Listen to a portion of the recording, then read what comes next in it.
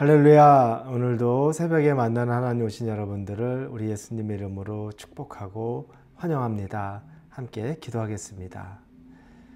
하나님, 오늘은 12월 31일 2024년의 마지막 날입니다. 주의 은혜로 한 해를 잘 보내고 마지막 날을 맞이합니다. 이 날은 2024년을 마무리하지만 또 2025년이 시작하는 그 첫날에 가장 가까운 날입니다. 하나님에 대한 생각을 할 때마다 늘 감사하는 마음이 우리 안에서 끊어지지 않게 하시고, 하나님을 향한 우리의 열망이 더 뜨거워지게 하시고, 하나님을 향한 우리의 사랑의 고백들이 날마다 더해지도록 우리를 인도하시고 격려하시고 또 우리를 축복하여 주시옵소서. 하나님 잘 믿고 사람 사랑하는 그 믿음 생활 잘할 수 있도록 함께하여 주옵소서. 예수님의 이름으로 기도합니다. 아멘. 오늘 우리에게 주시는 말씀은 베드로후서입니다. 베드로후서 1장 16절부터 21절까지의 말씀을 같이 나누겠습니다. 베드로후서 1장 16절부터 21절입니다. 우리 같이 16절부터 읽겠습니다. 우리 주 예수 그리스도의 능력과 강림하심을 너희에게 알게 한 것이 교묘히 만든 이야기를 따른 것이 아니요 우리는 그의 크신 위엄을 친히 본 자라. 지극히 큰 영광 중에서 이러한 소리가 그에게 나기를 이는 내 사랑하는 아들이요 내 기뻐하는 자라 하실 때 그가 하나님의 아버지께 존귀와 영광을 받으셨느니라.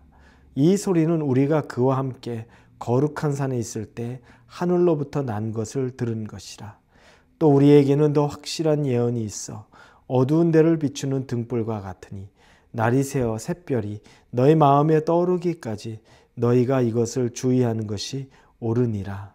먼저 알 것은 성경의 모든 예언은 사사로이 풀 것이 아니니 예언은 언제든지 사람의 뜻으로 낸 것이 아니요 오직 성령의 감동하심을 받은 사람들이 하나님께 받아 말한 것임이라. 아멘. 베드로 사도는 예수님이 살아계셨을 때에 12사도 중에 하나로 칭함을 받은, 예수님을 직접 경험하고 가장 가까운 곳에서 생활하고 보필했던 정말 손에 꼽을 만큼 수가 적은 사람 중에 한 명입니다. 이 베드로 사도는 다른 또 12사도 중에서 가장 수제자 그룹에 있었던 사도라는 걸 우리는 잘 알고 있습니다. 얼마나 많은 예수님에 대한 흔적이 있겠습니까? 수시로 했던 대화들, 그분의 눈빛과 말투와 감정과 이 모든 것들을 아마 베드로가 정말 많이 느꼈을 겁니다. 사람을 가장 옆에서 경험해 본 사람, 그 사람이야말로 그 옆에서 경험해 본 사람의 진면목을 알기가 쉽습니다. 이 베드로 사도는 자기가 예수님 그렇게 경험했다고 오늘 본문에서 말합니다. 예수님과 함께 있었고, 그리고 예수님은 앞으로 다시 오실 하나님임을 이야기합니다. 그의 강림, 재림을 이야기합니다. 이 재림, 앞으로 오실 예수님에 대한 확신은, 첫 번째는 그는 예수님을 경험하면서 하늘로부터 울려 퍼지는 하나님의 소리까지 들었습니다. 그 이야기를 한 것 우리가 알고 있죠. 변화산이라고 지칭하는 그 산으로 예수님이 이 세 명의 수제자를 데리고 올라갔습니다. 그곳에 있는데 환상 가운데 하나님께서 예수님에 대해 말씀하시는 것도 듣습니다. 그 전에 초막셋을 짓고 여기서 살고 싶다는 이야기도 했던 그 산이 바로 변화산이죠. 이는 내 사랑하는 아들이다. 내 기뻐하는 자다. 라는 이 음성을 베드로가 또 같이 거기서 듣습니다. 자, 이 놀라운 일이 일어나는 것. 이 가운데 베드로가 있으면서 하나님의 음성을 듣습니다. 그리고 예수님은 하나님의 아들인 것도 그 자리에서 경험했습니다.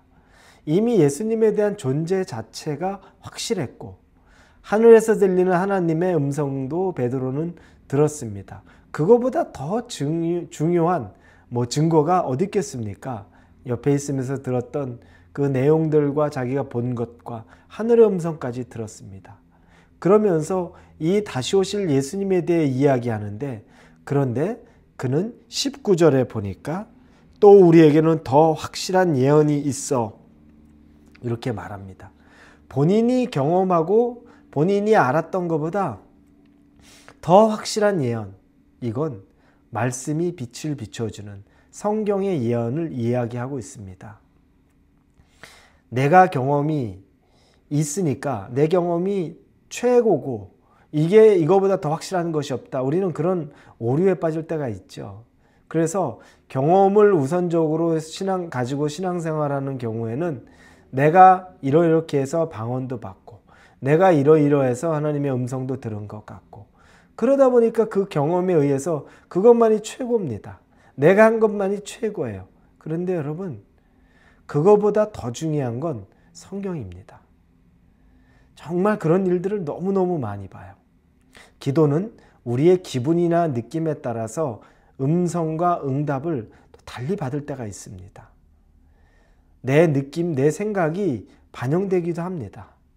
그런데 그런 기도에 그걸 모두 순전한 음성과 응답과 정확한 하나의 오류 없는 것으로만 자기 스스로가 여기기 시작하면서 어떤 감정이나 또는 감동이라고 말하는 것에 깊이 빠지는 경우가 참 많습니다. 말씀을 비추어야죠. 성경의 말씀을 반드시 비추어야죠. 베드로는 바로 이 이야기를 하는 겁니다. 그래서 자기의 느낌이나 감정, 감동, 그래서 이걸 가지고서 어디 가서 표현하고 얘기하기 이전에 하나님이 주시는 것이 맞나 오히려 더 곱씹어 봅니다. 그리고 생각해 보죠. 아주 진지하게 그것들을 여깁니다. 내가 이런 꿈을 꿨는데, 내가 이런 음성을 들은 것 같은데 이게 하나님이 주신 것이 맞나? 경솔한 사람들은 그것들을 먼저 표현하지만 굉장히 하나님의 말씀에, 하나님의 음성에 집중하는 사람들은 오히려 그것이 어떻게 표현되는지 쉽게 말하지 않고 지켜봅니다. 말씀을 통해 확증 얻으려는 것 굉장히 강합니다. 베드로가 이미 예수 그리스도를 알고 하늘의 음성도 들었는데 더 확실한 예언은 하나님의 말씀이다, 성경이다라는 것을 고백합니다. 우리의 오류, 성경을 굉장히 그냥 글자로 쓰여져 있는 책 정도로만 여기는데 그에 살아계신 하나님의 말씀으로 우리가 잘 받아들이지 않는 겁니다. 두 번째는 활자로만 여겨 있다 보니까 지금도 나한테 영향력을 미치고 있다는 생각을 별로 하지 않습니다. 구약에 나온 예언 정도다, 그런 내용들이다. 그 권위, 내가 경험한 것보다 성경이 훨씬 더 권위가 있는데 그 권위를 존중하지 않습니다. 중요하게 여기지 않습니다.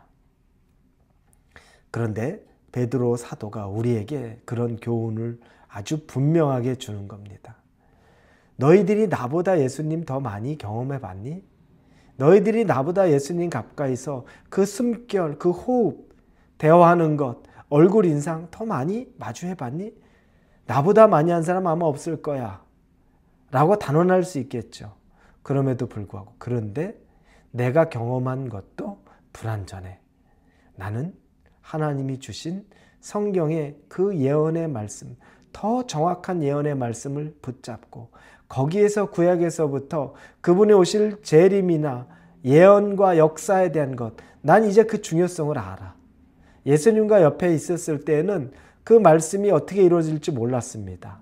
예수님이 몇 번을 얘기해 줬는데도 몰랐죠.